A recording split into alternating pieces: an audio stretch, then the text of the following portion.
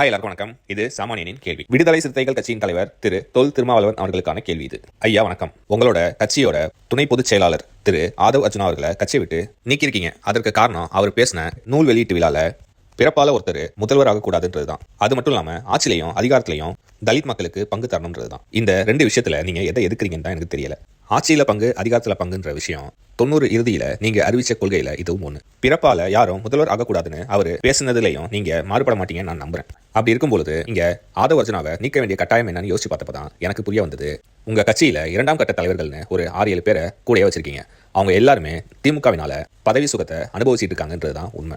அவங்க எல்லாருமே விசிகாவோட நிர்வாகிகள்னு ஒரு பேருக்கு தான் இருக்காங்களே தவிர அவங்க வேலை பார்க்கறதும் அவங்க சப்போர்ட் பண்றதும் திமுகவுக்கு மட்டும்தான். நல்ல வேலை, அவங்க சொன்ன மாதிரியே ஆதவ் அர்ஜுனாவை உங்க கட்சியில இருந்து எடுத்துட்டீங்க. அதாவது தற்காலிகமா எடுத்திருக்கீங்க. அப்படி எடுக்கலனா உங்களையே விசிகாவிலிருந்து எடுக்கும் நிலையும் வரும் என்பதை இந்த நிகழ்வு உங்களுக்கு உணர்த்தியதா?